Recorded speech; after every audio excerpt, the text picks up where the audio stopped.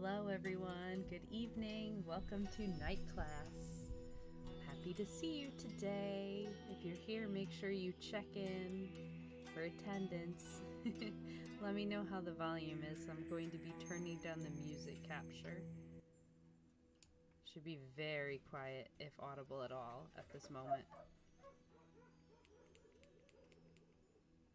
Because my dog, of course, my dog is barking. Anyway, welcome. The emote only chat should be disabled for this. Tonight is going to be a nice chill stream with us just reading The Murder of Roger Ackroyd. It is one of my favorite Agatha Christie books. It is actually probably my favorite, even before And Then There Were None, which is another fantastic one. Unfortunately, that one is not in the public domain, so I cannot read that one on stream. However, I can read this one.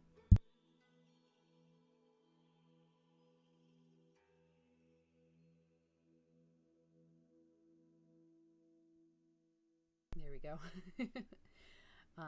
So I have the book right here, but first, let's do a little lesson. Let me switch to our library room. We have a new library for story time, so here we go. Thanks for the raid. Oh my gosh. Hi. Thank you for raiding. You're just at the start. We're doing story time. I was not expecting a raid for story time. Welcome. Thank you for coming to class. My name is Sophia Ignosi. I'm an English teacher. I do some chill streams. Just got into Apex, doing Horizon Zero Dawn. Let me give a shout out. Thank you, Kanabo, for that raid. All right, thank you for that. Welcome. So hello everyone. Welcome to our evening class. That was unexpected. So yes, today we're going to read The Murder of Roger Ackroyd, and it's going to be pretty chill. The chapters are short, so we will get a few chapters done. Emo only should be off, so feel free to say hello. If you would like, click the follow button for more updates when I go live in classes in session. This is only my second raid, so I'm a little flustered right now. But yes, okay. So lesson time, because of course, as a teacher, I can't just get into story time without a lesson. So I'm gonna pull up a little slide that I made with some information on Agatha Christie. All right, so I'm always the teacher.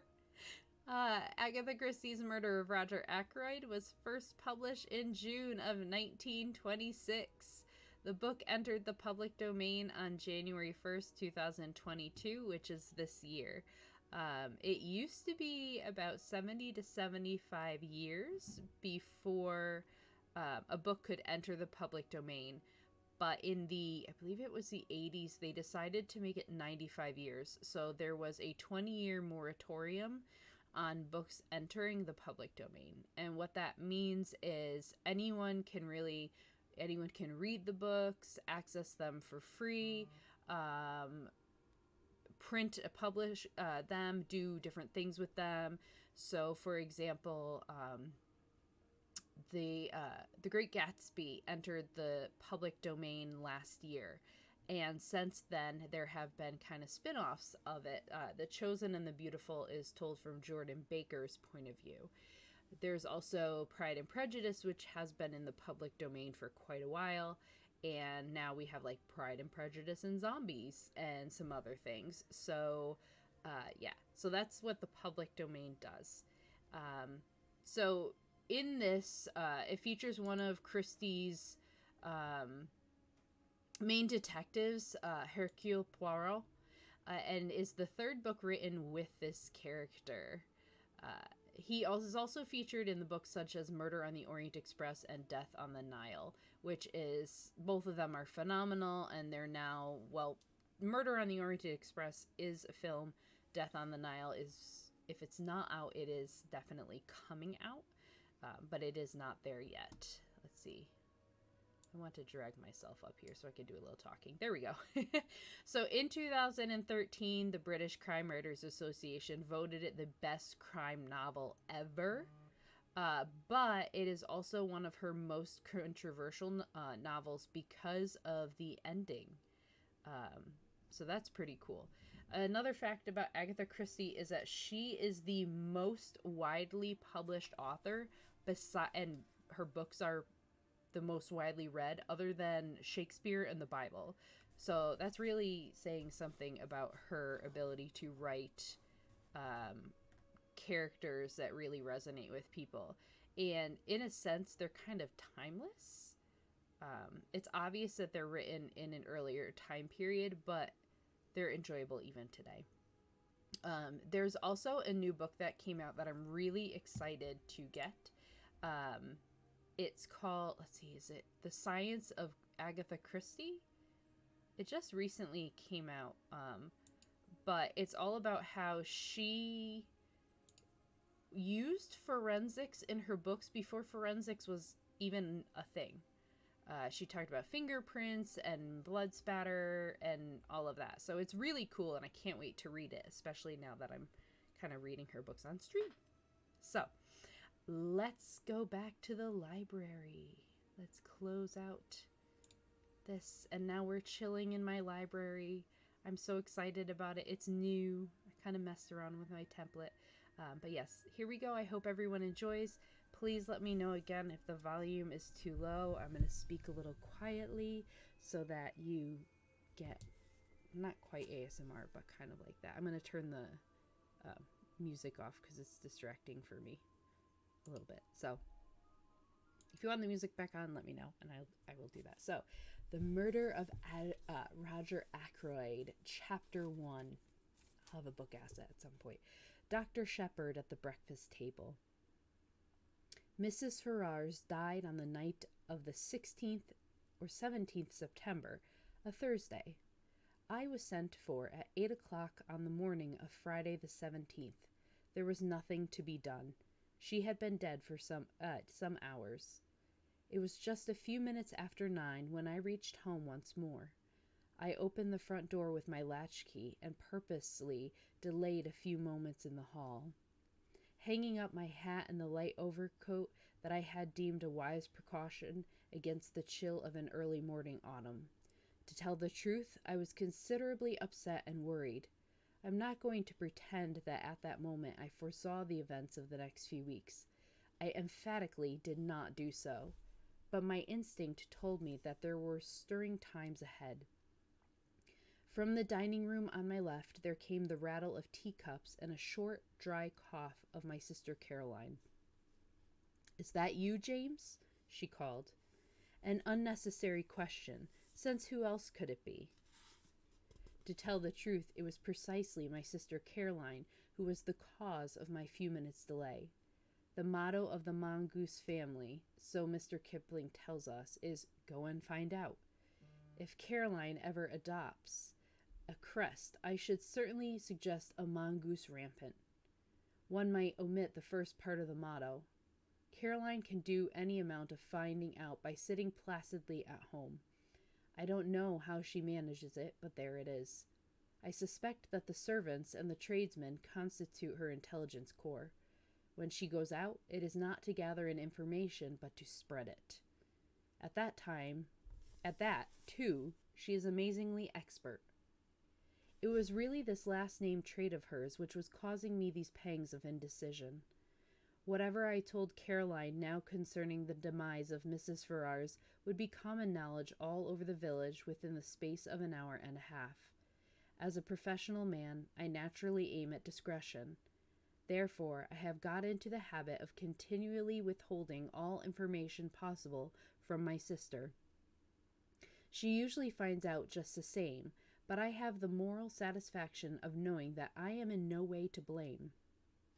Mrs. Farrar's husband died just over a year ago, and Caroline has constantly asserted, without the least foundation for the assertion, that his wife poisoned him. She scorns my invariable rejoinder that Mr. Farrar's died of acute gastritis, helped on by habitual overindulgence in alcoholic beverages. The symptoms of gastritis and arsenical poisoning are not, I agree, unlike, but Caroline bases her accusation on quite different lines. You've only got to look at her, I've heard her say. Mrs. Farrar's, though not in her first youth, was a very attractive woman, and her clothes, though simple, always seemed to fit her very well. But all the same, lots of women buy their clothes in Paris and have not, on that account, necessarily poisoned their husbands. As I stood hesitating in the hall, with all this passing through my mind, Caroline's voice came again with a sharper note in it. What on earth are you doing out there, James? Why don't you come and get your breakfast? Just coming, my dear, I said hastily. I've been hanging up my overcoat. You could have hung up half a dozen overcoats in this time. She was quite right. I could have. I walked into the dining room, gave Caroline the accustomed peck on the cheek, and sat down to eggs and bacon. The bacon was rather cold. You've had an early call, remarked Caroline. Yes, I said. King's Paddock, Mrs. Farrar's. I know, said my sister. How did you know? Annie told me. Annie is the house parlor maid, a nice girl, but an inveterate talker. There was a pause. I continued to eat eggs and bacon. My sister's nose, which is long and thin, quivered a little at the tip, as it always does when she is interested or excited over anything. Well, she demanded. A sad business, nothing to be done. Must have died in her sleep. I know, said my sister again. This time I was annoyed. You can't know, I snapped. I didn't know myself until I got there, and haven't mentioned it to a soul yet. If that girl Annie knows, she must be clairvoyant. It wasn't Annie who told me. It was the milkman. He had it from the Ferrises' cook. As I say, there is no need for Caroline to go out to get information. She sits at home, and it comes to her. My sister continued. What did she die of? Heart failure? Didn't the milkman tell you that? I inquired sarcastically. Sarcasm is wasted on Caroline. She takes it seriously and answers accordingly. He didn't know, she explained. After all, Caroline was bound to hear sooner or later. She might as well hear from me. She died of an overdose of Veronal. She's been taking it lately for sleeplessness. Must have taken too much. Nonsense, said Caroline immediately. She took it on purpose. Don't tell me.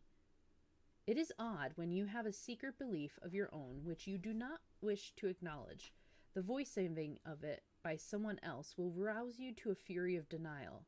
I burst immediately into indignant speech. There you go again, I said, rushing along without rhyme or reason.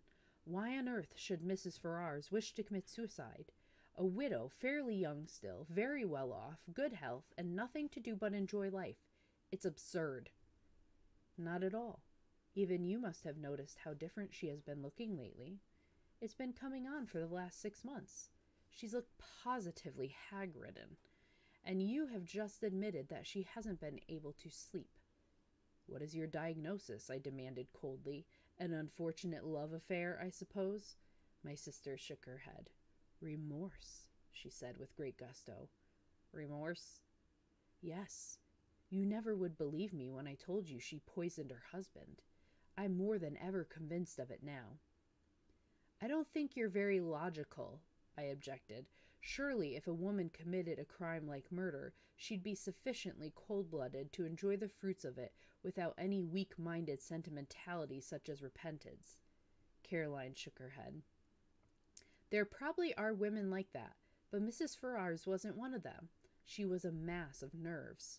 An overmastering impulse drove her on to get rid of her husband because she was the sort of person who simply can't endure suffering of any kind, and there's no doubt that the wife of a man like Ashley Ferrars must have had to suffer a good deal.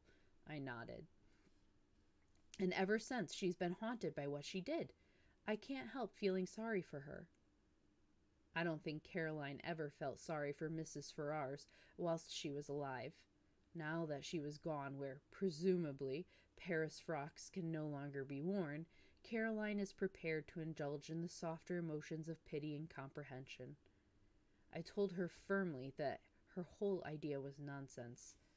I was all the more firm because I secretly agreed with some part, at least, at what she had said. But it is all wrong that Caroline should arrive at the truth simply by a kind of inspired guesswork.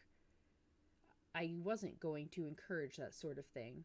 She will go round the village airing her views, and everyone will think that she is doing so on medical data supplied by me. Life is very trying. Nonsense, said Caroline in reply to my strictures. You'll see.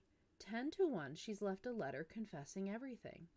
She didn't leave a letter of any kind, I said sharply, and not seeing where the admission was going to land me. Oh, said Caroline. So you did inquire about that, did you? I believe, James, that in your heart of hearts you think very much as I do. You're a precious old humbug. One always has to take the possibility of suicide into consideration, I said impressively. Will there be an inquest? There may be. It all depends. If I am able to declare myself absolutely satisfied that the overdose was taken accidentally, an inquest might be disposed of with. And are you absolutely satisfied? Asked my sister shrewdly. I did not answer, but got up from the table. End of chapter 1. Thank you for everyone who's still in. Welcome, welcome. How are you all doing tonight? Let me know if the volume's okay and that there's no double or anything. There shouldn't be. It's not showing me any of that. Everything else seems to be doing well.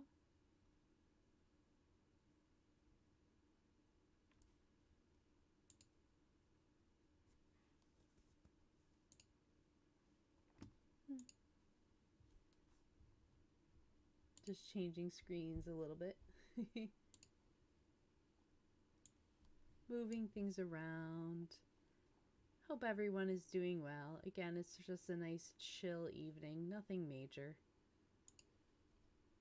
Alright, so next is chapter 2. We're going to read a few, like I said, because it is... okay. It is, the chapters are rather short, but I'll have a sip of coffee between. I know it's late for coffee, but I can't help it. Okay, chapter 2. Who's Who in King's Abbot.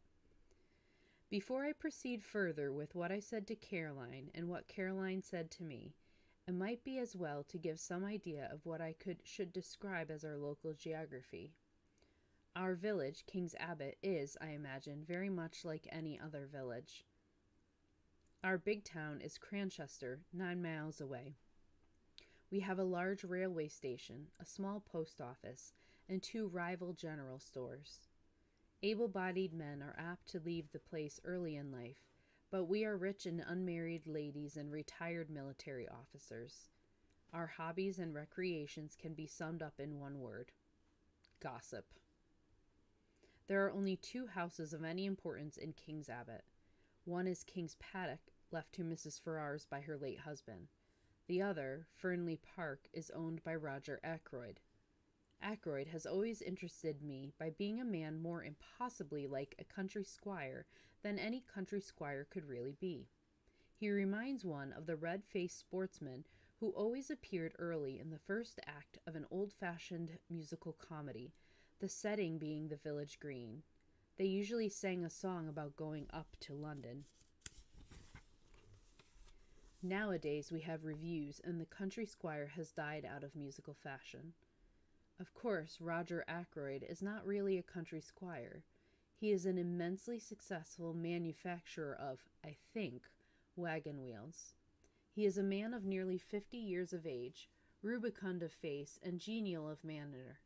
He is hand in glove with the vicar, subscribes liberally to parish funds, though rumor has it that he is extremely mean in personal expenditure, encourages cricket matches, lads' clubs, and disabled soldiers' institutes.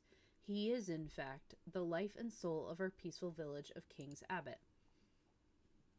Let me check something real quick. Everything looks good.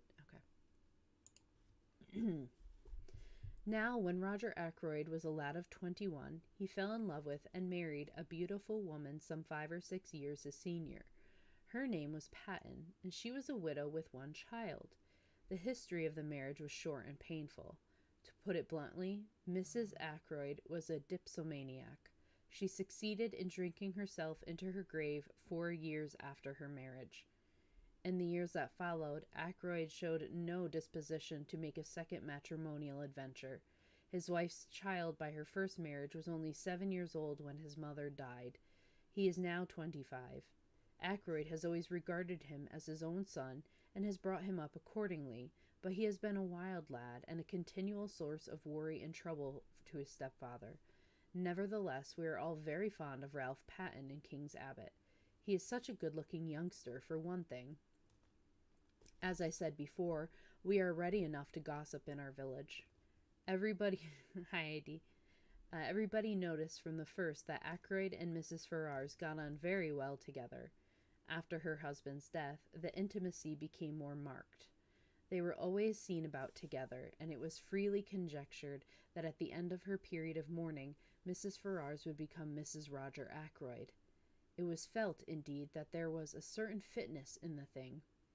Roger Ackroyd's wife had admittedly died of drink. Ashley Ferrars had been a drunkard for many years before his death. It was only fitting that these two victims of alcoholic excess should make up to each other for all that they had previously endured at the hands of their former spouses. The Ferrars only came to live here just over a year ago, but a halo of gossip has surrounded Ackroyd for many years past. All the time that Ralph Patton was growing up to manhood, a series of lady housekeepers presided over Ackroyd's establishment, and each in turn was regarded with lively suspicion by Caroline and her cronies. It is not too much to say that for at least 15 years the whole village has confidently expected Ackroyd to marry one of his housekeepers. The last of them, a redoubtable lady called Miss Russell, has reigned undisputed for 5 years, twice as long as any of her predecessors. It is felt that but for the advent of Mrs. Ferrars, Ackroyd could hardly have escaped. That and one other factor, the unexpected arrival of a widowed sister-in-law with her daughter from Canada. Mrs. Cecil Ackroyd, widow of Ackroyd's ne'er-do-well younger brother, has taken up her residence at Fernley Park, and has succeeded, according to Caroline, in putting Miss Russell in her proper place. I don't know exactly what a proper place constitutes. It sounds chilly and unpleasant. But I know that Miss Russell goes about with pinched lips, and what I can only describe as an acid smile, and that she professes the utmost sympathy for poor Mrs. Ackroyd, dependent on the charity of her husband's brother. The bread of charity is so bitter, is it not? I should be quite miserable if I did not work for my living. I don't know what Mrs. Cecil Ackroyd thought of the Ferrars affair when it came on the tapis. It was clearly to her advantage that Ackroyd should remain unmarried. She was always very charming, not to say gushing, to Mrs. Ferrars when they met. Caroline says that proves less than nothing. Such have been our preoccupations in King's Abbot for the last few years. We have discussed Ackroyd and his affairs from every standpoint. Mrs. Ferrars has fitted into her place in the scheme. Now there has been a rearrangement of the kaleidoscope. From a mild discussion of probable wedding presents, we had been jerked into the midst of tragedy. Revolving these and sundry other matters in my mind, I went mechanically on my round.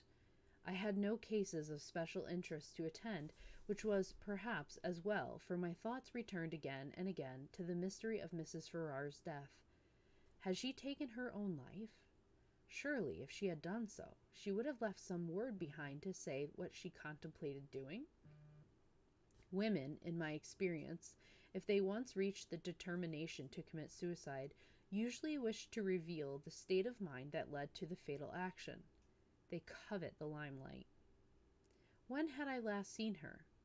Not for over a week. Her manner, then, had been normal enough considering everything. Then I suddenly remembered that I had seen her, though not to speak to, only yesterday. She had been walking with Ralph Patten, and I had been surprised because I had had no idea that he was likely to be in King's Abbot. I thought, indeed, that he had quarreled finally with his stepfather. Nothing had been seen of him down here for nearly 6 months. They had been walking along, side by side, their heads close together, and she had been talking very earnestly. I think I can safely say that it was at this moment that a foreboding of the future first swept over me. Nothing tangible as yet, but a vague premonition of the way things were setting. That earnest tete-a-tete between Ralph Patten and Mrs. Ferrars the day before struck me disagreeably. I was still thinking of it when I came face to face with Roger Ackroyd. "Shepherd," he exclaimed, "just the man I wanted to get hold of. This is a terrible business." "You've heard, then?" He nodded. He had felt the blow keenly, I could see. His big red cheeks seemed to have fallen in, and he looked a positive wreck of his usual jolly, healthy self. "It's worse than you know," he said quietly. "Look here, Shepherd, I've got to talk to you.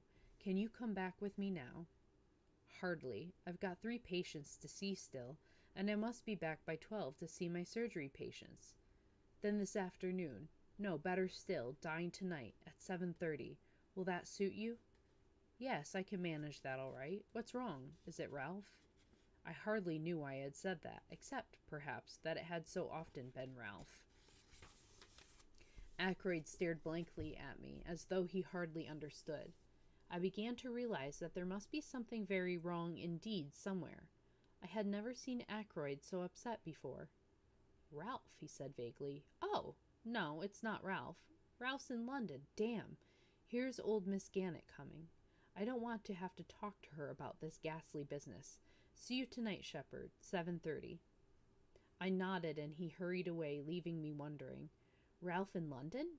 But he had certainly been in King's Abbot the preceding afternoon. He must have gone back to town last night or early this morning, and yet Ackroyd's manner had conveyed quite a different impression.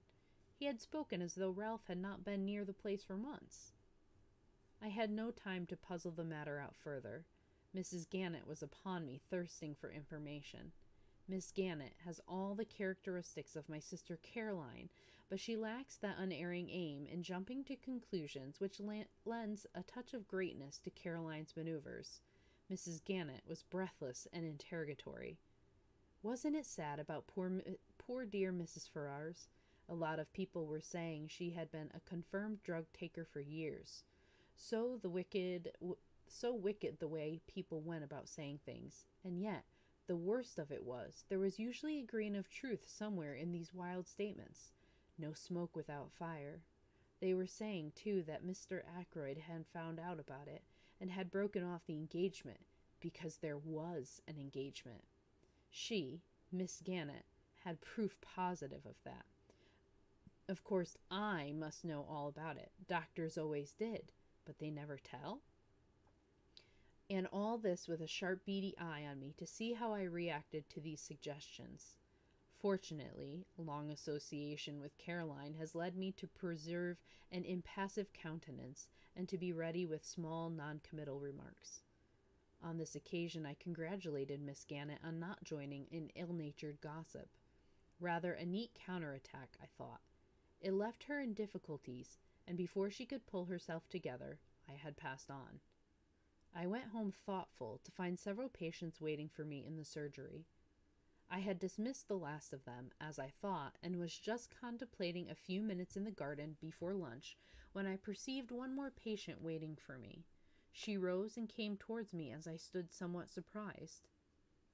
I don't know why I should have been, except that there is a suggestion of cast iron about Miss Russell, a something that is above the ills of the flesh. Ackroyd's housekeeper is a tall woman, handsome but forbidding in appearance. She has a stern eye and lips that shut tightly, and I feel that if I were an under housemaid or a kitchen maid, I should run for my life whenever I heard her coming. "Good morning, Dr. Shepherd," said Miss Russell. "I should be much obliged if you would take a look at my knee." "Good morning." I took a look, but, truth to tell, I was very little wiser when I had done so. Miss Russell's account of vague pains was so unconvincing that with a woman of less integrity of character I should have suspected a trumped-up tale. It did cross my mind for one moment that Miss Russell might have deliberately invented this affection of the knee in order to pump me on the subject of Mrs. Ferrars's death, but I soon saw that there at least I had misjudged her. She made a brief reference to the tragedy, nothing more, yet she certainly seemed disposed to linger and chat. "Well, thank you very much for this bottle of liniment, doctor," she said at last. "Not that I believe it will do the least good." I didn't think it would either, but I protested in duty bound. After all, it couldn't do any harm, and one must stick up for the tools of one's trade. "I don't believe in all these drugs," said Miss Russell, her eyes sweeping over my array of bottles disparagingly. "Drugs do a lot of harm. Look at that cocaine habit. Well, as far as that goes, it's very prevalent in high society." I'm sure Miss Russell knows far more about high society than I do. I didn't attempt to argue with her. "Just tell me this, doctor," said Miss Russell. "Suppose you are really a slave of the drug habit. Is there any cure?" One cannot answer a question like that offhand. I gave her a short lecture on the subject, and she listened with close attention. I still suspected her of seeking information about Mrs. Ferrars. "Now, Veronal, for instance," I proceeded. But strangely enough, she didn't seem interested in Veronal.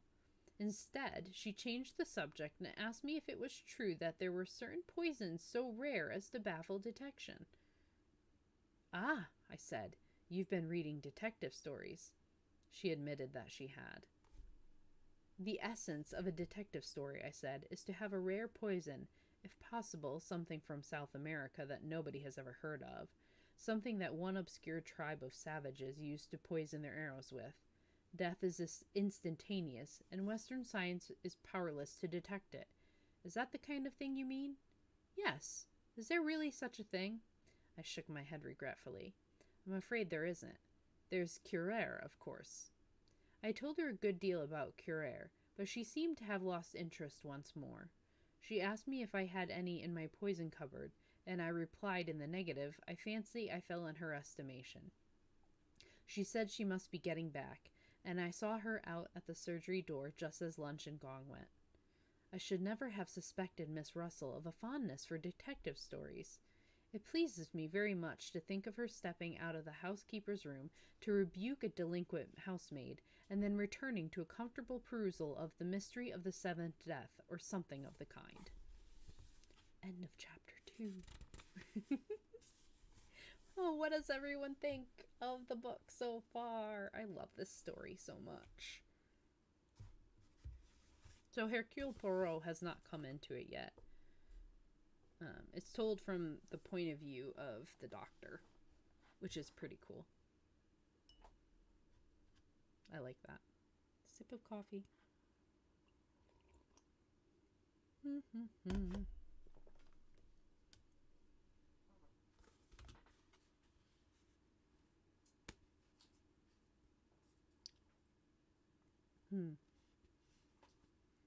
I think definitely at least one more chapter. Maybe 2. Yeah, because the next chapter has multiple... No, chapter 3 is short. Chapter 4 has multiple parts to it. So, that's a good one. Okay. Here we go.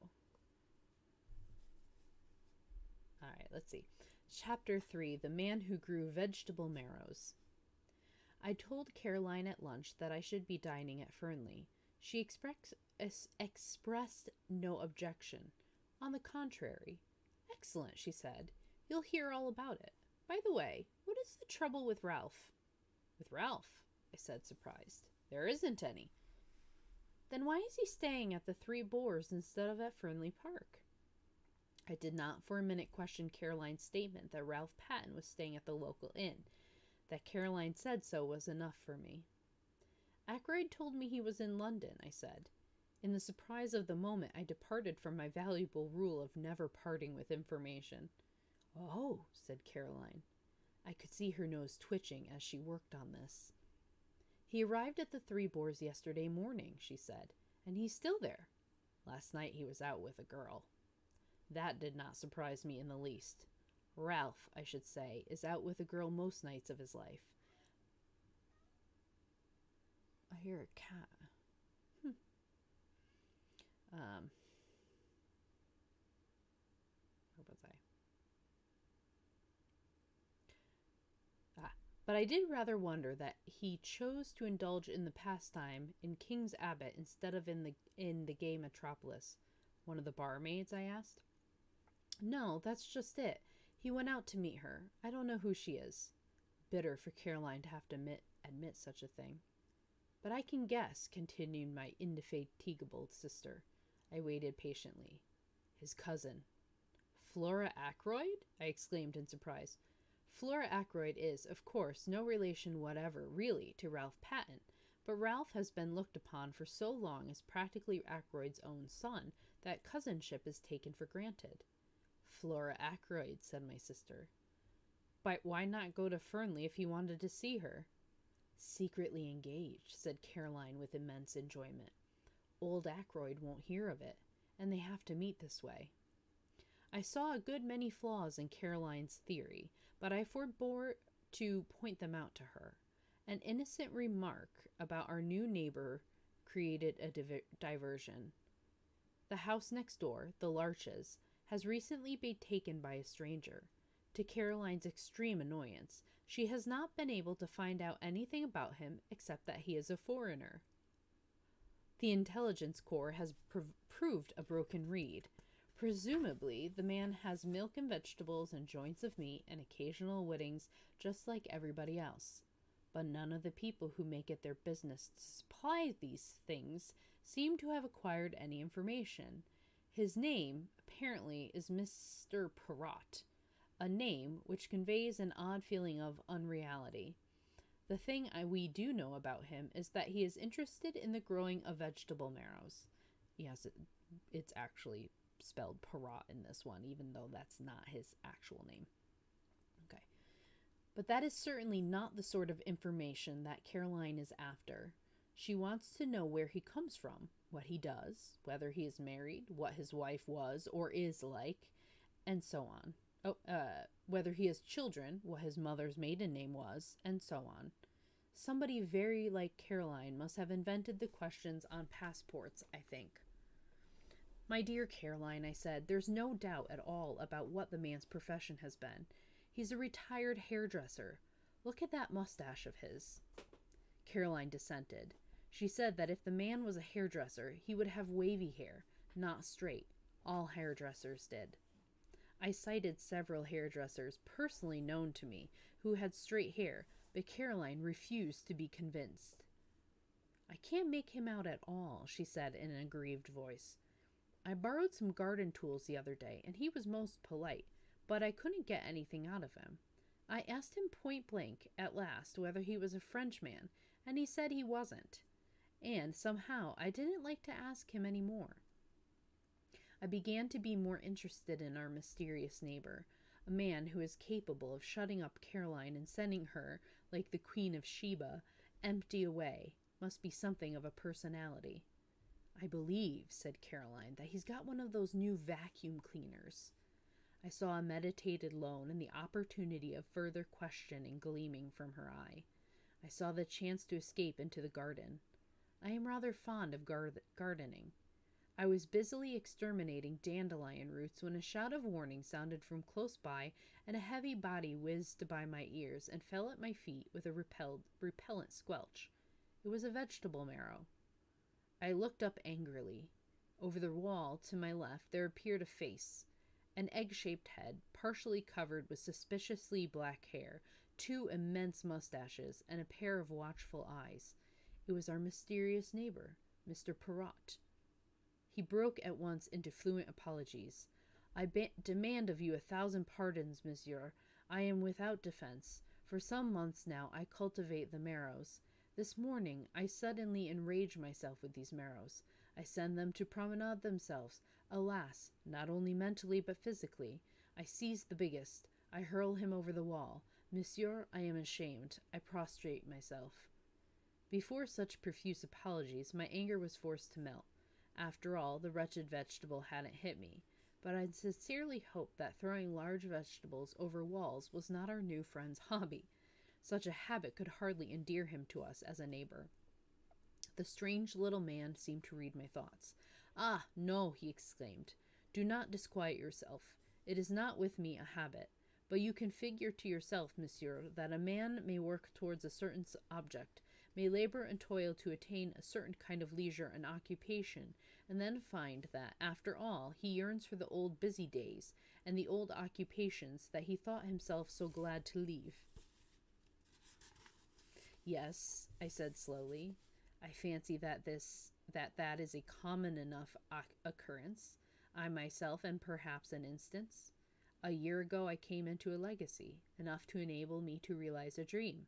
I have always wanted to travel, to see the world. Well, that was a year ago, as I said, and I am still here." My little neighbor nodded. "The chains of habit. We work to attain an object, and the object we gained. We find that what we miss is the daily toil. And mark you, monsieur, my work was interesting work. The most interesting work there is in the world." "Yes," I said encouragingly. For the moment the spirit of Caroline was strong within me. "The study of human nature, monsieur." "Just so," I said kindly. "Clearly a retired hairdresser. Who knows the secrets of human nature better than a hairdresser? Also, I had a friend who for many years never left my side. Occasionally of an imbecility to make one afraid, nevertheless he was very dear to me. Figure to yourself that I miss even his stupidity, his naivete, his honest outlook, the pleasure of delighting and surprising him by my superior gifts.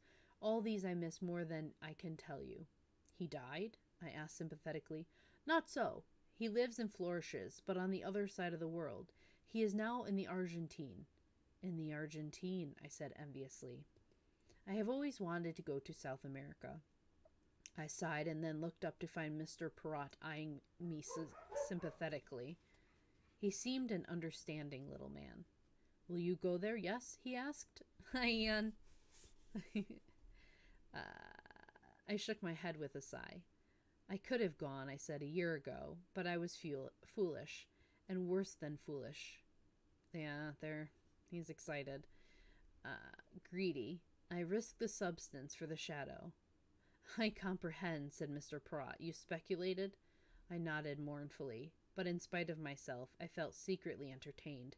This ridiculous little man was so portentously solemn. "Not the Porcupine oil fields?" he asked suddenly. I stared.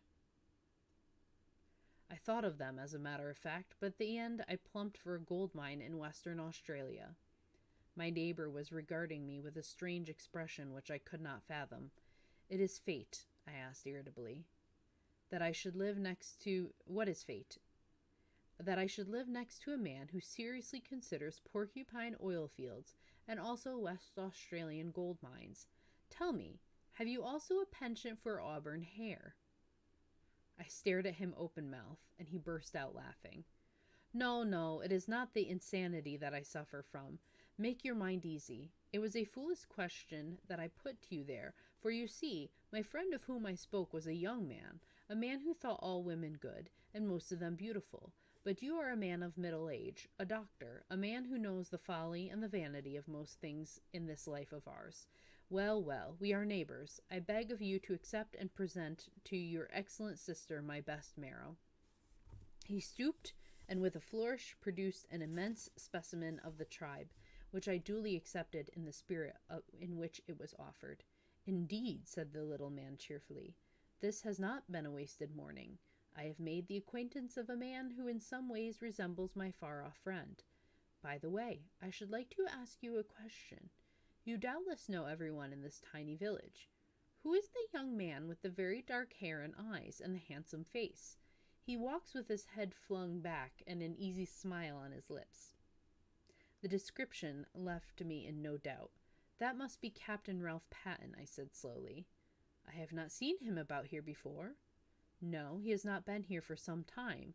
But he is the son, adopted son rather, of Mr. Ackroyd of Fernley Park. My neighbor made a slight gesture of impatience. Of course, I should have guessed. Mr. Ackroyd spoke of him many times. You know Mr. Ackroyd? I said lightly, slightly surprised.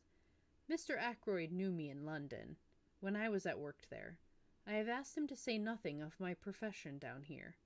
I see, I said, rather amused by this patent snobbery, as I thought it. But the little man went on with an almost grandiloquent smile. One prefers to remain incognito. I am not anxious for notoriety. I have not even troubled to correct the local version of my name. Indeed, I said, not knowing quite what to say.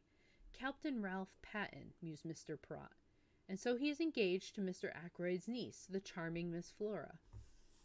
Who told you so? I asked, very much surprised. Mr. Ackroyd. About a week ago. He is very pleased about it.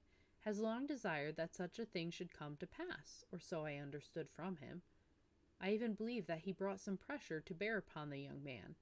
That is never wise. A young man should marry to please himself, not to please the stepfather from whom he has expectations. My ideas were completely upset. I could not see Ackroyd taking a hairdresser into his thanks, Ian, into his confidence, and discussing the marriage of his niece and stepson with him. Ackroyd, thank you. I'll do that in a minute. Ackroyd extends a genial patronage to the lower orders, but he has a very great sense of his own dignity. I began to think that Perrott couldn't be a hairdresser after all. To hide my confusion, I said the first thing that came into my head. What made you notice Ralph Patten? His good looks? Hydrate. Where's my water? There it is. Oop! My model's going crazy. While I hydrate, how is everyone doing? How are you liking the story so far? Nice water sounds. How is the story, Ian?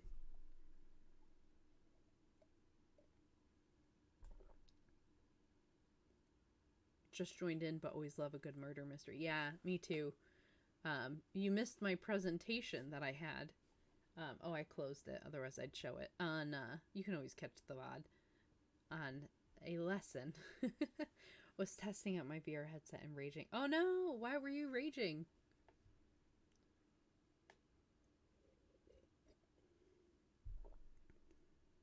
Water is good. Got clapped in a game? What game?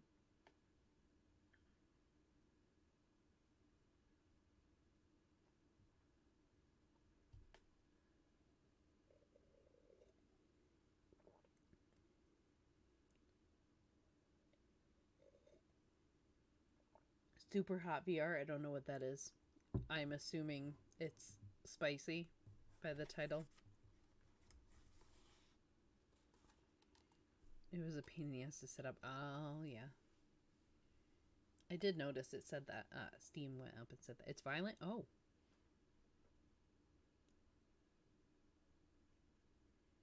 My eye twitches when I do that.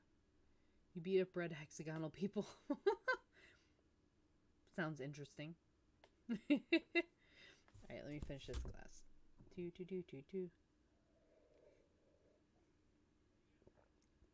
I don't know why my model's having issues drinking.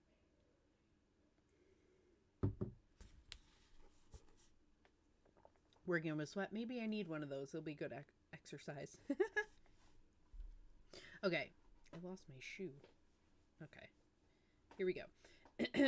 What made you notice Ralph Patten? His good looks? No, not that alone. Though he is unusually good-looking for an Englishman. What your lady novelist would call a Greek god. No, there was something about that young man that I did not understand. He said the last sentence in a musing tone of voice which made an indefinable impression upon me. It was as though he was summing up the boy by the light of some inner knowledge that I did not share. It was that impression that was left with me, for at that moment my sister's voice called me from the house. I went in. Caroline had her hat on and had evidently just come in from the village. I got a bad feeling about this. Me too.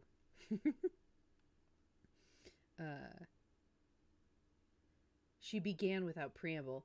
I met Mr. Ackroyd. Yes, I said. I stopped him, of course, but he seemed in a great hurry and anxious to get away. I have no doubt but that was the case. He would feel towards Caroline much as he had felt towards Mrs. Gannett earlier in the day, perhaps more so. Caroline is less easy to shake off. Hi, Cinnabon! How are you today?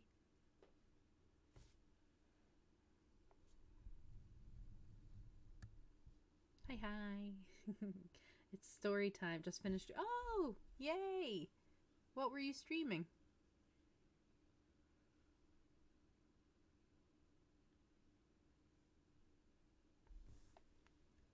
Valorant and then Minecraft. Ooh, fun. I still need to play Valorant, although I need to practice more in Apex first.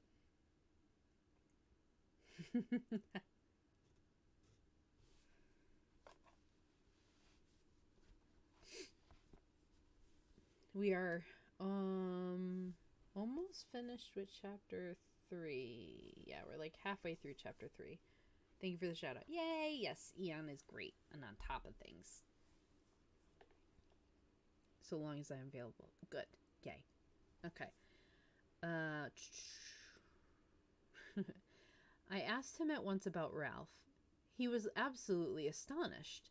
He had no idea the boy was down here. He actually said he thought I must have made a mistake. A mistake. Ridiculous, I said. He ought to have known you better. Then he went on to tell me that Ralph and Flora are engaged. I knew that too, I interrupted with modest pride. Who told you? Yes. So shocked. Our new neighbor. Caroline visibly wavered for a second or two, much as if a roulette ball might coyly hover between two numbers. Then she declined the tempting red herring. I told Mr. Ackroyd that Ralph was staying at the Three Boars.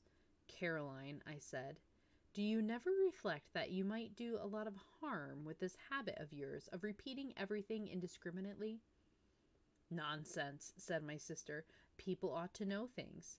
I consider it my duty to tell them. Mr. Ackroyd was very grateful to me. Well, I said, for there was clearly more to come. I think he went straight off to the Three Boars. But if so, he didn't find Ralph there. No? No, because as I was coming back through the wood. Coming back through the wood, I interrupted. Caroline had the grace to blush.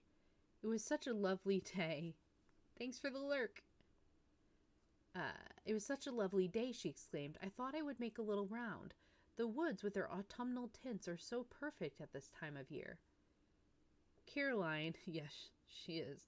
Caroline does not care for a hang for woods at any time of year. Normally, she regards them as places where you get your feet damp and where all kinds of unpleasant things may drop on your head.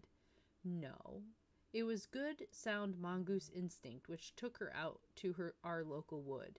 It is the only place adjacent to the village of King's Abbot where you can talk with a young woman unseen by the whole of the village. It adjoins the park of Fernley, an assignation. Well, I said, go on. As I say, I was just coming back through the wood when I heard voices. Caroline paused. Yes. One was Ralph Patton's. I knew it at once. The other was a girl's. Of course I didn't mean to listen.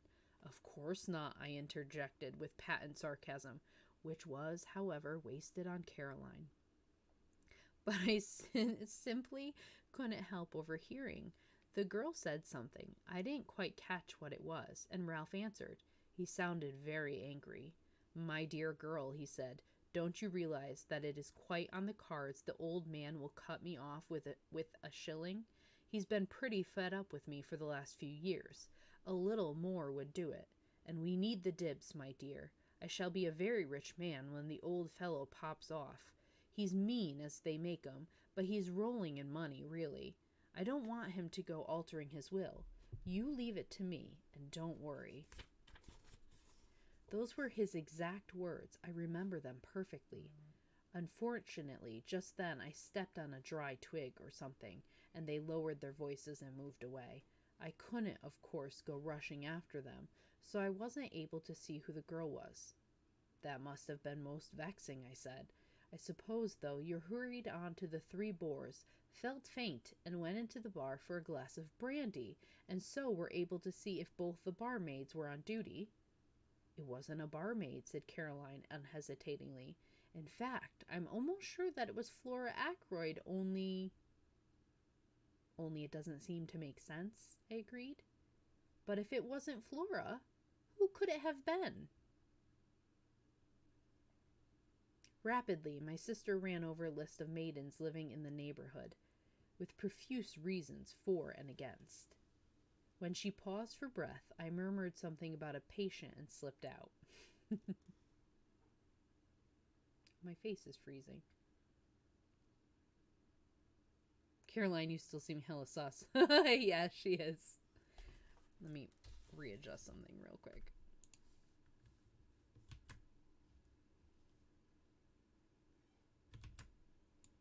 I'm not pouting, I swear.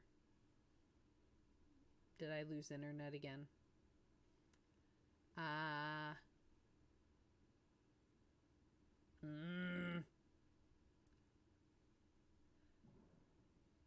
Oh, lovely. Yeah, that's why I'm pouting. Apparently my Wi-Fi went down again. Oh, is it?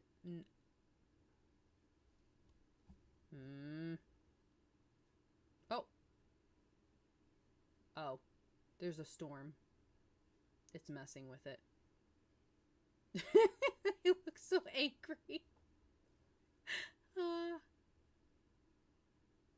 least I had moves. Okay. Well, you get to deal. Hello, everyone who's come in. Don't mind my face. There's a storm in the area, and it's making things a little crazy right now. Oh. No, I'm back. I got a bit spooked. I'm not sure what's going on.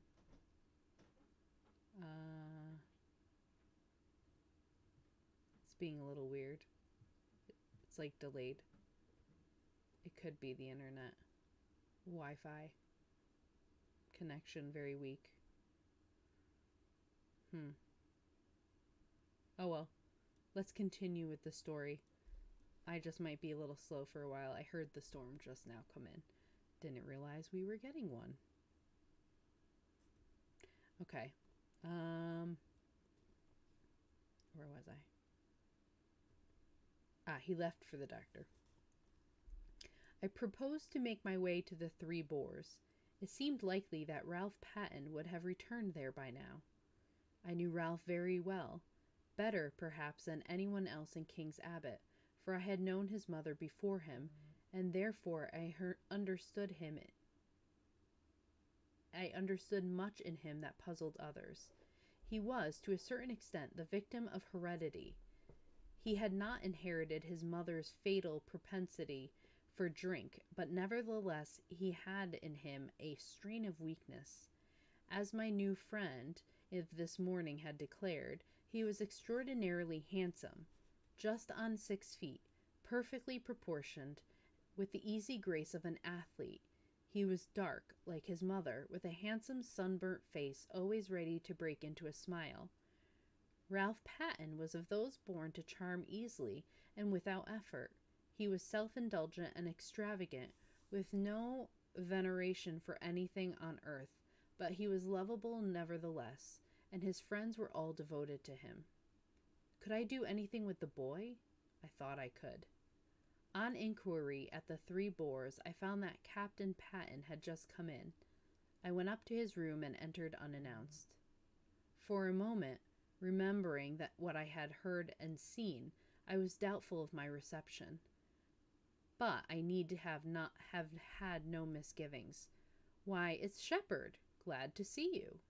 He came forward to meet me, hand outstretched, a sunny smile lighting up his face. The one person I am glad to see in this infernal place. I raised my eyebrows. What's the place been doing? He gave a vexed laugh. It's a long story. Things haven't been going well with me, Doctor, but have a drink, won't you? Thanks, I said, I will. He pressed the bell, then, coming back, threw himself into a chair. Not to mince matters, he said gloomily. I'm in the devil of a mess. In fact, I haven't the least idea what to do next. What's the matter? I asked sympathetically. It's my confounded stepfather. What has he done? It isn't what he's done yet, but what he's likely to do. The bell was answered, and Ralph ordered his drinks.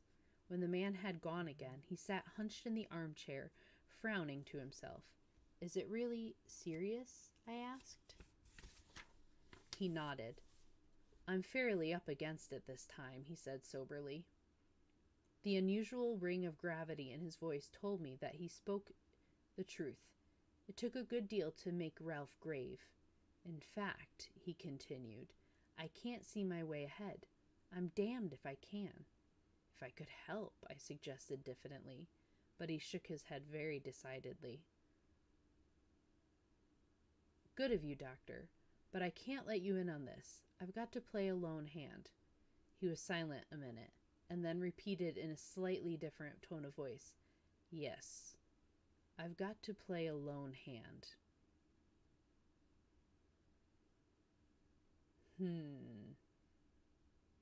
Chapter 3 is done. Yeah, now who's pretty sus?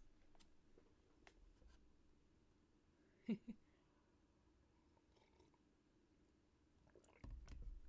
still not right.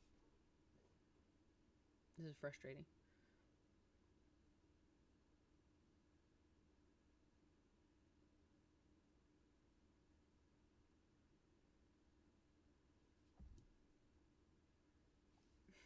Hello, everyone who's in chat. Welcome. Welcome, welcome. I see some of you here. Feel free to chat about the story if you want.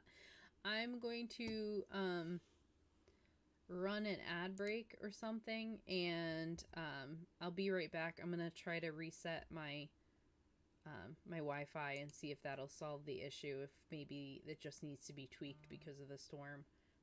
But I will be right back. I know ad breaks suck during story time, but it'll hopefully help. Be right back.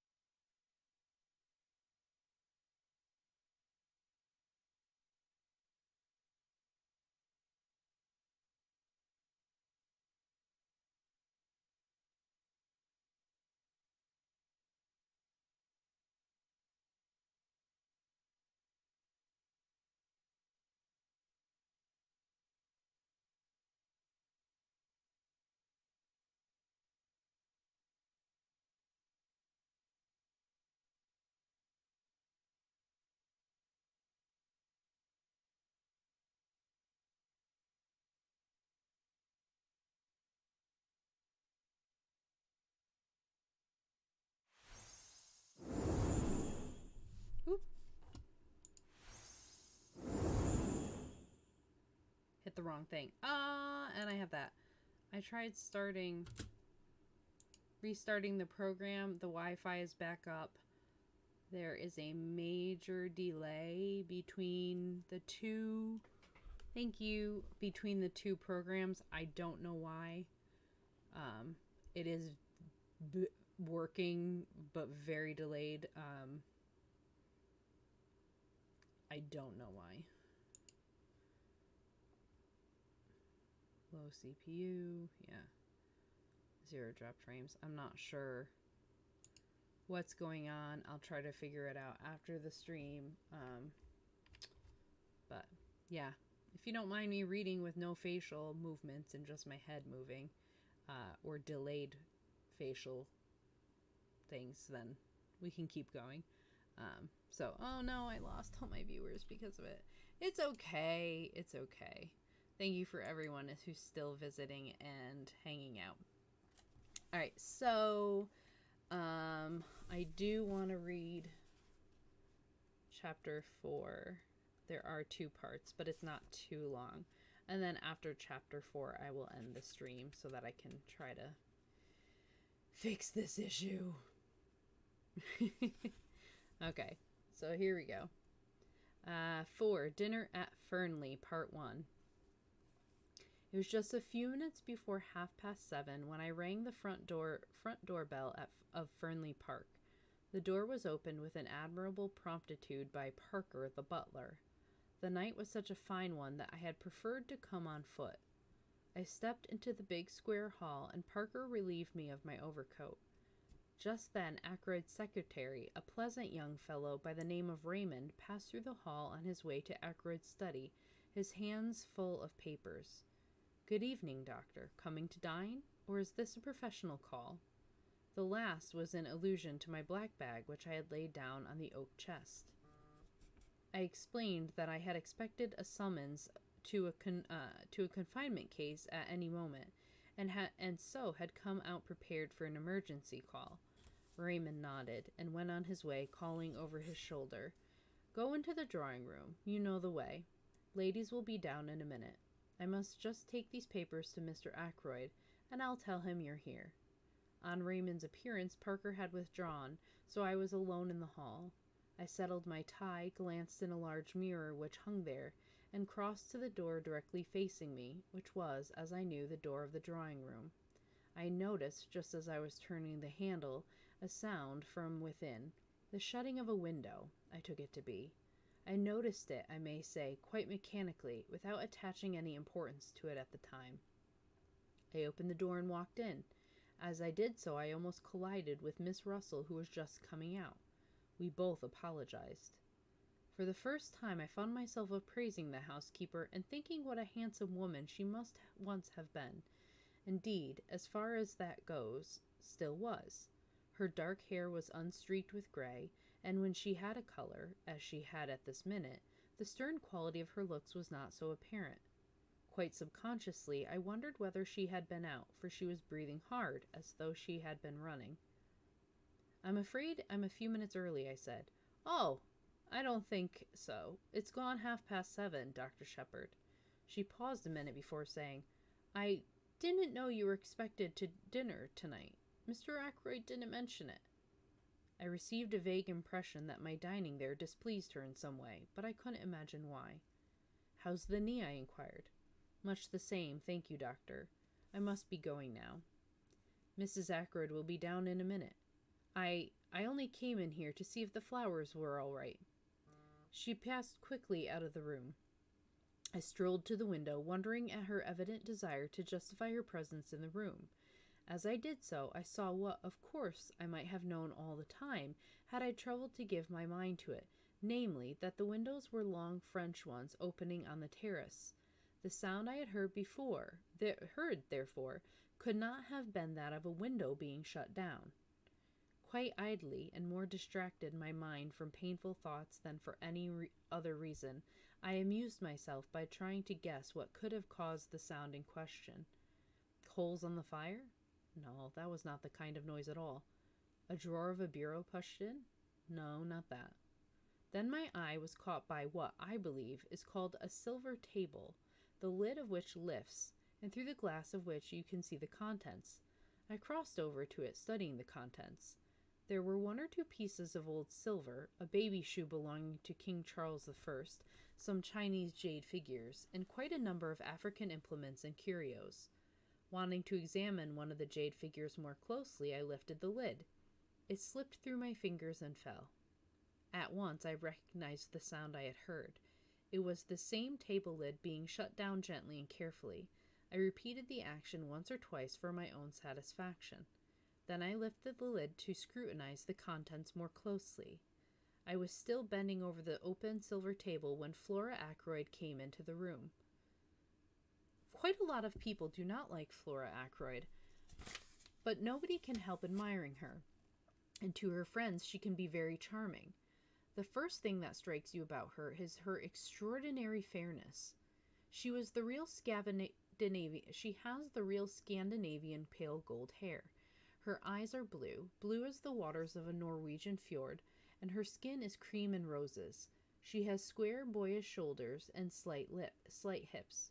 And to a jaded medical man, it is very refreshing to come across such perfect health. A simple, straightforward... I'm moving again, sort of. Not really. A simple, straightforward English girl. I may be old-fashioned, but I think the genuine article takes a lot of beating. Flora joined me by the silver table and expressed heretical doubts as to King Charles Charles I having ever worn the baby shoe. And anyway, continued Miss Flora, all this making a fuss about things because someone wore or used them seems to me all nonsense. They're not wearing or using them now. That pen that George Eliot wrote The Mill on the Floss with, that sort of thing. Well, it's only just a pen after all. If you're really keen on George Eliot, why not get The Mill on the Floss in a cheap edition and read it? I suppose you never read such old out-of-date stuff, Miss Flora? You're wrong, Dr. Shepherd. I love The Mill on the Floss. I was rather pleased to hear it. The things young women read nowadays and profess to enjoy positively frighten me. You haven't congratulated me yet, Dr. Shepherd, said Flora. Haven't you heard? She held out her left hand. On the third finger of it was an exquisitely set single pearl. I'm going to marry Ralph, you know, she went on. Uncle is very pleased. It keeps me in the family, you see. I took both her hands in mine. My dear, I said, I hope you'll be very happy. We've been engaged for about a month, continued Flora in her cool voice, but it was only announced yesterday. Uncle is going to do up Crossstones and give it to us to live in, and we're going to pretend to farm. Really, we shall hunt all the winter, town for the season, and then go yachting. I love the sea, and, of course, I shall take a great interest in the parish affairs and attend all the mothers' meetings. Just then Mrs. Ackroyd rustled in, full of apologies for being late. I am sorry to say I detest Mrs. Ackroyd. She is all chains and teeth and bones, a most unpleasant woman. She has small, pale, flinty blue eyes, and however gushing her words may be, those eyes of hers always remain coldly speculative. I went across to her, leaving Flora by the window. She gave me a handful of assorted knuckles and rings to squeeze, and began talking volubly. Had I heard about Flora's engagement? So suitable in every way. The dear young things had fallen in love at first sight. Such a perfect pair, he so dark and she so fair. I can't tell you, my dear Dr. Shepherd, the relief to a mother's heart. Mrs. Ackroyd sighed, a tribute to her mother's heart, whilst her eyes remained shrewdly observant of me. I was wondering, you are such an old friend of dear Roger's. We knew how much he trusts your judgment. So difficult for me, in my position as poor Cecil's widow. But there are so many tiresome things, settlements, you know, all that. I fully believe that Roger intends to make settlements upon dear Flora, but, as you know, he is just a little peculiar about money. Very usual, I have heard, amongst men who are captains of industry. I wondered, you know, if you could just sound him on the subject. Flora is so fond of you. We feel you are quite an old friend, although we have only really known you just over 2 years. Mrs. Ackroyd's eloquence was cut short as the drawing-room door opened once more. I was pleased at the interruption. I hate interfering in other people's affairs, and I had not the least intention of tackling Ackroyd on the subject of Flora's settlements. In another moment I should have been forced to tell Mrs. Ackroyd as much. "You know Major Blunt, don't you, Doctor?" "Yes, indeed," I said. "A lot of people know Hector Blunt, at least by repute. He has shot more wild animals in unlikely places than any man living, I suppose. When you mention him, people say, 'Blunt? You don't mean the big game man, do you?' His friendship with Ackroyd has always puzzled me a little. The two men are so totally dissimilar. Hector Blunt is perhaps 5 years Ackroyd's junior. They made friends early in life, and though their ways have diverged, the friendship still holds. About once in 2 years, Blunt spends a fortnight at Fernley, and an immense animal's head, with an amazing number of horns, which fixes you with a glazed stare as soon as you come inside the front door, is a permanent reminder of the friendship." Blunt had entered the room now with his own peculiar, deliberate, yet soft-footed tread. He is a man of medium height, sturdily and rather stockily built. His face is almost mahogany-colored, and is peculiarly expressionless. He has gray eyes that give the impression of always watching something that is happening very far away. He talks little, and what he does say is jerkily, as though the words were forced out of him unwillingly. He said now, "How are you, Shepherd?" in his usual abrupt fashion, and then stood squarely in front of the fireplace looking over our heads as though he saw something very interesting happening in Timbuktu. "Major Blunt," said Flora, "I wish you'd tell me all about these African things. I'm sure you know what they all are."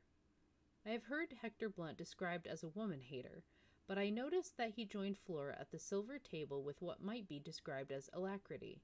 They bent over it together.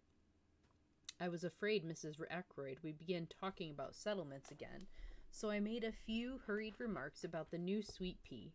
I knew there was a new sweet pea because the Daily Mail had told me so that morning. Mrs. Ackroyd knows nothing about horticulture, but she is the kind of woman who likes to appear well informed about the topics of the day, and she, too, reads the Daily Mail. We were able to converse quite intelligently until Ackroyd and his secretary joined us, and immediately afterwards Parker announced dinner. My place at table was between Mrs. Ackroyd and Flora. Blunt was on Mrs. Ackroyd's other side, and Geoffrey Raymond next to him. Dinner was not a cheerful affair. Ackroyd was visibly preoccupied. He looked wretched, and ate next to nothing. Mrs. Ackroyd, Raymond, and I kept the conversation going. Flora seemed affected by her uncle's depression, and Blunt relapsed into his usual taciturnity. Part 2 of Chapter 4. Immediately after dinner, Ackroyd slipped his arm through mine and led me off to his study. "Once we've had coffee, we shan't be disturbed again," he explained. I told Raymond to see to it that we shouldn't be interrupted. I studied him quietly without appearing to do so. He was clearly under the influence of some strong excitement. For a minute or two he paced up and down the room. Then, as Parker entered with the coffee tray, he sank into an armchair in front of the fire. The study was a comfortable apartment. Bookshelves lined one wall of it. The chairs were big and covered in dark blue leather. A large desk stood by the window and was covered with papers neatly docketed and filed. On a round table were various magazines and sporting papers. "I've had a return of that pain after food lately," remarked Ackroyd calmly as he helped himself to coffee. "You must give me some more of those tablets of yours." It struck me that he was anxious to convey the impression that our conference was a medical one. I played up accordingly. "I thought as much. I brought some up with me." "Good man. Hand them over now." "They're in my bag in the hall. I'll get them." Ackroyd arrested me. "Don't you trouble. Parker will get them. Bring in the doctor's bag, will you, Parker?" "Very good, sir." Parker withdrew. As I was about to speak, Ackroyd threw up his hands. "Not yet. Wait. Don't you see I'm in such a state of nerves that I can hardly contain myself?" I saw that plainly enough, and I was very uneasy. All sorts of forebodings assailed me. Ackroyd spoke again almost immediately. Make certain that window's closed, will you? He asked. Somewhat surprised, I got up and went to it. It was not a French window, but one of the ordinary sash type. The heavy blue velvet curtains were drawn in front of it, but the window itself was open at the top. Parker re-entered the room with my bag while I was still at the window. That's all right, I said, emerging again into the room. You've put the latch across it? Yes, what's the matter with you, Ackroyd? The door had just closed behind Parker, or I would not have put the question. Ackroyd waited just a minute before replying. I'm in hell, he said slowly after a minute. No, don't bother with those damn tablets. I only said that for Parker. Servants are so curious. Come here and sit down. The door's closed too, isn't it? Yes, nobody can overhear. Don't be uneasy. Shepard, nobody knows what I've gone through in the last 24 hours. If a man's house ever fell in ruin about him, mine has about me. This business of Ralph's is the last straw, but we won't talk about that now. It's the other. The other. I don't know what to do about it, and I've got to make up my mind soon. What's the trouble? Ackroyd remained silent for a minute or two. He seemed curiously averse to begin. When he did speak, the question he asked came as a complete surprise. It was the last thing I expected. Shepard, you attended Ashley Farrar's in his last illness, didn't you? Yes, I did. He seemed to find even greater difficulty in framing his next question. Did you ever suspect? Did it ever enter your head that he might have been poisoned? Posture check, thank you.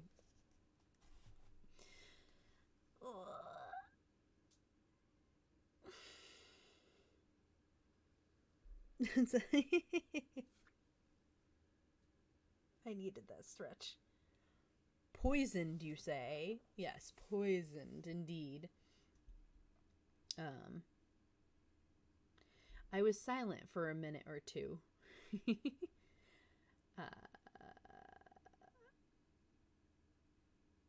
Then I made up my mind what to say.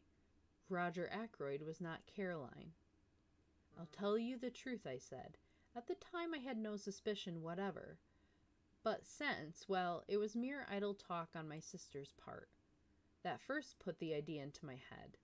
Since then, I haven't been able to get out again. But, mind you, I have no foundation whatever for that suspicion.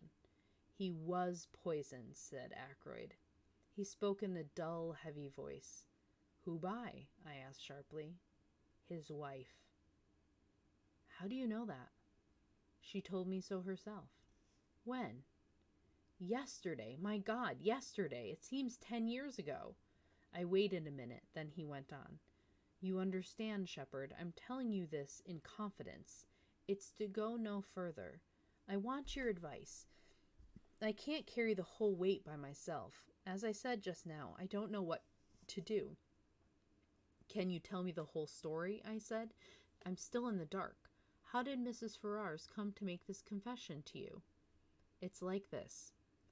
3 months ago, I asked Mrs. Farrar's to marry me. She refused. I asked her again, and she consented, but she refused to allow me to make the engagement public until her year of mourning was up.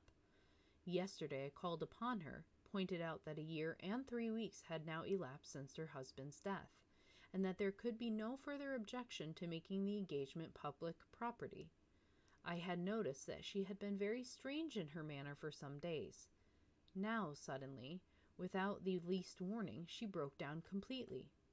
She told me everything, her hatred of her brute husband, her growing love for me, and the dreadful means she had taken. Poison, my God, it was murder in cold blood. I saw the repulsion, the horror in Ackroyd's face. So Mrs. Farrar's must have seen it. Ackroyd's is not the type of the great lover who can forgive all for love's sake. He is fundamentally a good citizen. All that was sound and wholesome and law-abiding in him must have turned from her utterly in that moment of revelation. Yes, he went on, in a low, monotonous voice. She confessed everything. It seems that there is one person who has known all along, who has been blackmailing her for huge sums. It was the strain of that drove her nearly mad. Who was the man? Suddenly, before my eyes, there arose the picture of Ralph Patten and Mrs. Ferrars side by side, their heads so close together. I felt a momentary throb of anxiety. Supposing, but surely that was impossible. I remembered the frankness of Ralph's greeting that very afternoon. Absurd. She wouldn't tell me his name, said Ackroyd slowly. As a matter of fact, she didn't actually say that it was a man. But of course, I agreed. It must have been a man. And you've no suspicion at all? For answer, Ackroyd groaned and dropped his head into his hands. It can't be, he said. I'm mad even to think of such a thing. No, I won't even admit to you the wild suspicion that crossed my mind. I'll tell you this much, though. Something she said made me think that the person in question might be actually among my household. But that can't be so. I must have misunderstood her. What did you say to her? I asked. What could I say? She saw, of course, the awful shock it had been to me. And then there was the question, what was my duty in the matter? She had made me, you see, an accessory after the fact. She saw all that, I think, quicker than I did. I was stunned, you know. She asked me for 24 hours, made me promise to do nothing till the end of that time. And she steadfastly refused to give me the name of the scoundrel who had been blackmailing her. I suppose she was afraid that I might go straight off and hammer him, and then the fat would have been in the fire as far as she was concerned. She told me that I should hear from her before 24 hours had passed. My God, I swear to you, Shepherd, that it never entered my head what she meant to do. Suicide, and I drove her to it. No, I said. Don't take an exaggerated view of things. The responsibility for her death doesn't lie at your door. The question is, what am I to do now? The poor lady is dead. Why rake up past trouble? I rather agree with you, I said. But there's another point. How am I to get hold of that scoundrel who drove her to death as surely as if he'd killed her? He knew of the first crime, and he fastened on to it like some obscene vulture. She's paid the penalty. Is he to go scot-free? I see, I said slowly. You want to hunt him down. It will mean a lot of publicity, you know. Yes, I've thought of that. I've zigzagged to and fro in my mind. I agree with you that the villain ought to be punished, but the cost has got to be reckoned. Ackroyd rose and walked up and down. Presently he sank into the chair again. Look here, Shepherd, suppose we leave it like this. If no word comes from her, we'll let the dead things lie. What do you mean by word coming from her? I asked curiously. I have the strongest impression that somewhere or somehow she must have left a message for me before she went. I can't argue about it, but there it is. I shook my head. She left no letter or word of any kind? I asked. Shepherd, I'm convinced that she did. And more, I've a feeling that by deliberately choosing death, she wanted the whole... Thank you, Heidi. She wanted the whole thing to come out, if only to be revenged on the man who drove her to desperation. I believe that if I could have seen her then, she would have told me his name and bid me to go for him for all I was worth. He looked at me. You don't believe in impressions? Oh, yes, I do, in a sense. If, as you put it, word should come from her. I broke off. The door opened noiselessly, and Parker entered with a salver on which were some letters. Water break. I still can't figure out what's wrong with my model. Spoopy? What's spoopy? Me or the story?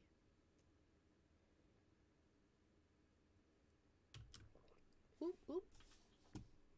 Story. Yeah. It's really good. Like I said, I love this book. Some of my students read it once upon a time. After they read And Then There Were None, they wanted to read more Agatha Christie.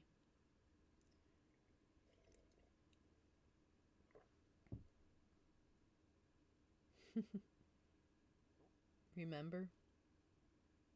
In that game? Trying to think what. That book had me completely baffled. I have never been able to figure out any... Oh, yeah. Oh. That one, Sleuth. Okay. Let's see. There's not much left. Here we go. The Evening Post, sir, he said, handing the salver to Ackroyd. Then he collected the coffee cups and withdrew. My attention diverted for a moment, came back to Ackroyd. He was staring like a man turned to stone at the long blue envelope. The other letters he had let drop to the ground. Her writing, he said in a whisper. She must have gone out and posted it last night, just before. He ripped open the envelope and drew out a thick enclosure. Then he looked up sharply. You're sure you shut the window? He said. Quite sure, I said, surprised. Why? All this evening I've had a queer feeling of being watched, spied upon. What's that? He turned sharply. So did I. We both had the impression of hearing the latch of the door give ever so slightly. Emotional damage!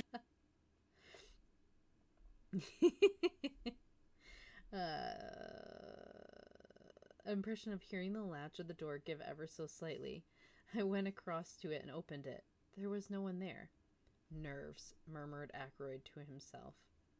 He unfolded the thick sheets of paper and read aloud in a low voice. My dear, my very dear Roger, a life calls for a life. I see that. I saw it in your face this afternoon. So I'm taking the only road open to me. I leave to you the punishment of the person who has made my life a hell upon earth for the last year. I would not tell you the name this afternoon, but I propose to write it to you now. I have no children or near relations to be spared, so do not fear publicity. If you can, Roger, my very dear Roger, forgive me the wrong I meant to do you, since when the time came I could not do it after all. Ackroyd, his finger on the sheet, turned it over, paused. Shepherd, forgive me, but I must read this alone, he said unsteadily. It is meant for my eyes, and my eyes only. He put the letter in the envelope and laid it on the table. Later, when I'm alone. No, I cried impulsively. Read it now. Ackroyd stared at me in some surprise. I beg your pardon, I said, reddening. I do not mean read it aloud to me, but read it through whilst I am still here. Ackroyd shook his head. No, I'd rather wait. But for some reason, obscure to myself, I continued to urge him. At least read the name of the man, I said. Now Ackroyd was essentially pig-headed. The more you urge him to do a thing, the more determined he is not to do it. All my arguments were in vain. The letter had been brought in at 20 minutes to 9. It was just on 10 minutes to 9 when I left him, the letter still unread.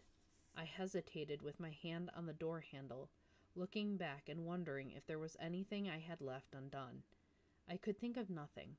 With a shake of the head, I passed out and closed the door behind me. I was startled by seeing the figure of Parker close at hand.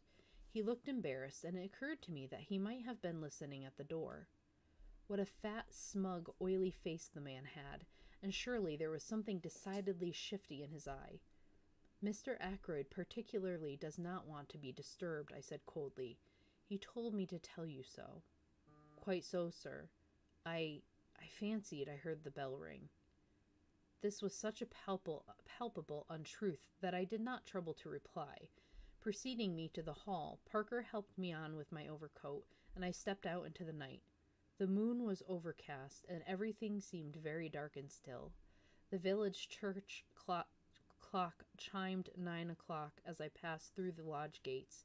I turned to the left towards the village, and almost cannoned into a man coming in the opposite direction. This way to Fernley Park, mister? Asked the stranger in a hoarse voice. I looked at him. He was wearing a hat pulled down over his eyes, and his coat collar turned up. I could see little or nothing of his face, but he seemed a young fellow. The voice was rough and uneducated. These are the lodge gates here, I said. Thank you, mister. He paused and then added, quite unnecessarily, I'm a stranger in these parts, you see. He went on, passing through the gates as I turned to look after him. The odd thing was that his voice reminded me of someone's voice that I knew, but whose it was I could not think. 10 minutes later, I was at home once more. Caroline was full of curiosity to know why I had returned so early. I had to make up a slightly fictitious account of the evening in order to satisfy her, and I had an uneasy feeling that she saw through the transparent device.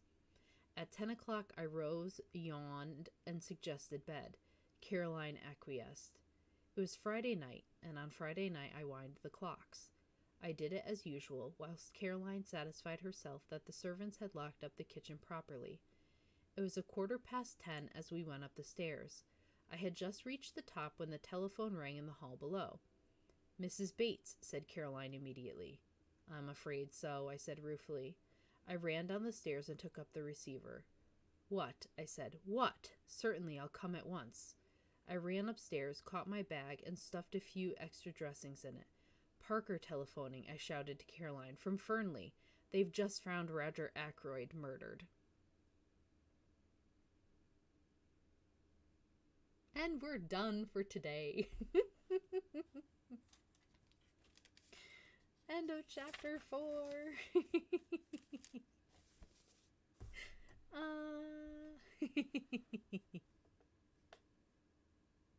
He dead. Yep, he's been murdered. The book is The Murder of Roger Ackroyd. Never saw it coming. Yeah. I mean, yeah, you should with the title. Alright.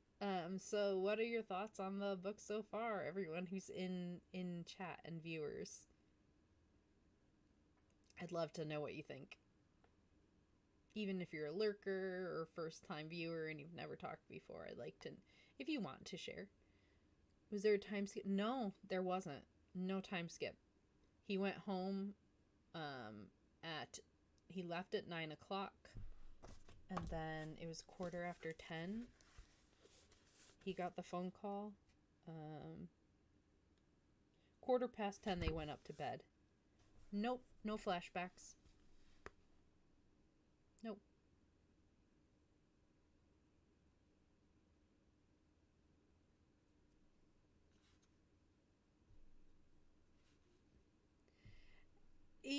Yeah. How does it confuse you? Because there are, I mean, there's moments. So it starts with him, with Mrs. Farrar's death. She had previously murdered her. Well, we find out that she poisoned her husband, but her husband had died about a year prior to that. And there's a mourning period that typically people had to go through before they could get married again.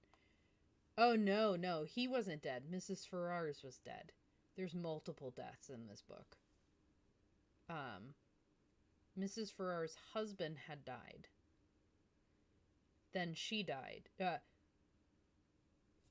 His wife, Mrs.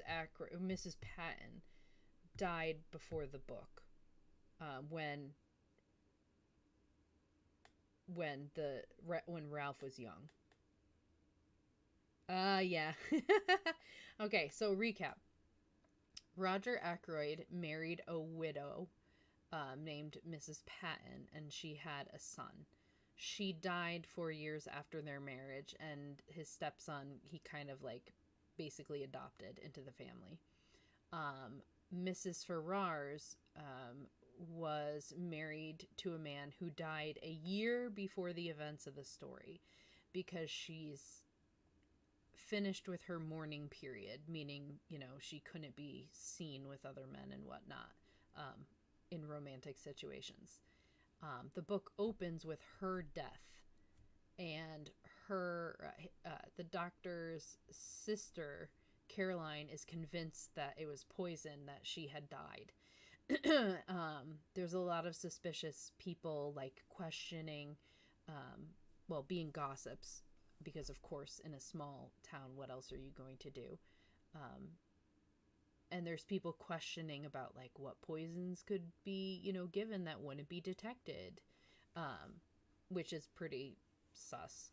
And people are acting strange.